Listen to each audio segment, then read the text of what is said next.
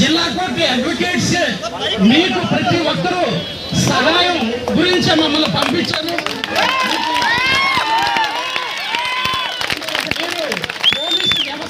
Police వ్యవస్థకి మీరు సహకరించండి. పోలీసులు కూడా మీకు చక్కగా ప్రతి సహకరిస్తున్నారు.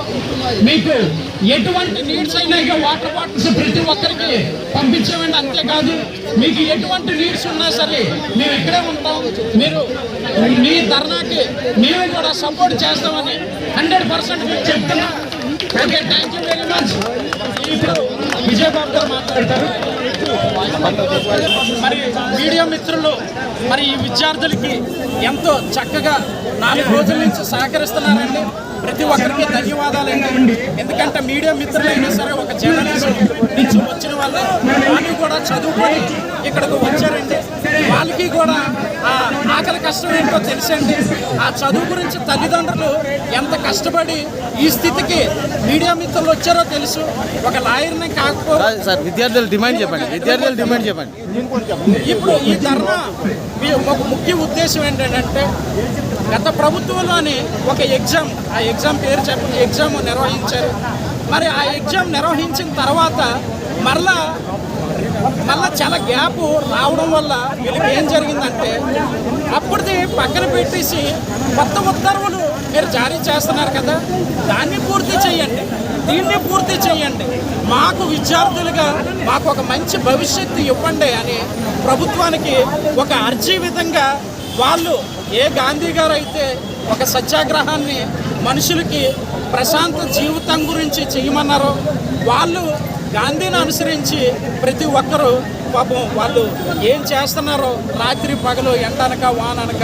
మరి ఎండలు ఎలాగున్నాయో తెలుసుకోండి. ఈ సమ్మర్లో కూడా రోస్టర్ గత ప్రభుత్వంలో వచ్చిన ఈ రోస్టర్ని వాళ్ళు అడుగుతున్నది ఏంటంటే పూర్తి చేయమన్నారు, దీన్ని పూర్తి చేయమన్నారు.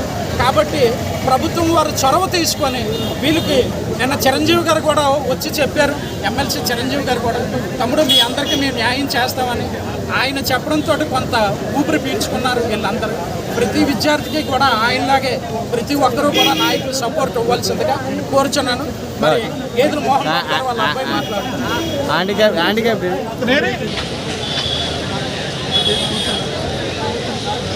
చెప్పు నువ్వు చెప్పు. ప్రిన్సిపాల్కి మాకు ఇప్పుడు వరకు హాస్పిటల్ అంటే ఒక 10 days మాత్రం తెలియదు. ఎప్పుడైతే జార్ఖండ్ కేసు ఇటువంటి కొన్ని కేసులు వచ్చాయో, తెలంగాణ జార్ఖండ్ ఇలా కేసులు వచ్చాయో అప్పుడు రాష్ట్ర విలువేంటో ఒక జాబ్ వచ్చినా దాని భద్రత ఎలా ఉండదో ఒక్క తీర్పుపోయి నిరుద్యోగులు ఎలా అయిపోతారో, ఉద్యోగస్తులు కాస్త నిరుద్యోగులు అయిపోతారు. అటువంటి ఇంత కష్టపడి ఇంత రాత్రి పగలనగా ఇంటికి కూలి పని చేసి జోలు పంపిస్తే ఇక చదువు భద్రత లేని జాబులు ఎందుకు? సో మాకు భద్రత గల జాబ్ మాకు కావాలి, నోటిఫికేషన్ కావాలి. సో రాష్ట్ర విధానం సరిచేసి మాకు జాబ్ కండక్ట్ చేయండి. మెయిన్స్ నోటిఫికేషన్ 2 days కండక్ట్ చేస్తారో, 3 days కండక్ట్ చేస్తారో, 5 days కండక్ట్ చేస్తారు. మాకు అనవసరం. సరైన రాష్ట్ర విధానం చేసి మాకు ఎప్పుడైనా ఇవ్వండి. టైం తీసుకున్నా పర్లేదు, మాకు వెంటనే మాకు రాష్ట్ర విధానం చేసి ఇంకో ఒక 5 days ఇంకో జాబ్ అని చెప్పండి. మాకు ఓకే. మాకు ఇప్పుడు ఉన్నారు రాసేస్తాం. మేము వెళ్ళనుకుంటాం. మేము ఇప్పటి నుంచి కాదు, సంవత్సరం నుంచి 7 సంవత్సరాలు చదువుతున్నాం. సో మాకు కావాల్సింది ఏంటంటే ఓన్లీ రాష్ట్ర విధానం సరి చేయండి అంతే. అది చేయకుండా మీకు ఏదో ఇప్పుడు మీకు మాకు శత్రుత్వం లేదు, మీకు మాకు అదే ఉత్తర దక్షిణ ధ్రువాలు కాదు. సో మేము పిల్లలం, మేము ఎంచుకున్న బాధ్యత గల ప్రభుత్వం. సో మా నుంచి మీకు ఒక అడ్వకేట్ జనరల్ అతనే స్వయంగా చెప్పాడు కోర్టు హైకోర్టు రాష్ట్ర విధానం తప్పండి. అయినా కానీ మీకు అర్థం కావట్లేదంటే అంటే ఇంతమంది 93,000 మంది జీవితాలు ఒక తృణప్రాయం. మీ పంతం మీకు అర్థం ఒక అంతే, ఒక తృణప్రాయం అంతే ఏళ్ళ బతులు అంతలాగా ఒక బాధ్యత గల ప్రభుత్వం ఇలా ఆలోచించాలి. మాకు ఈ 93,000 మందిలో ఏ ఒక్కరికి నష్టం జరిగినా మీరు ముందు ఉండాలి.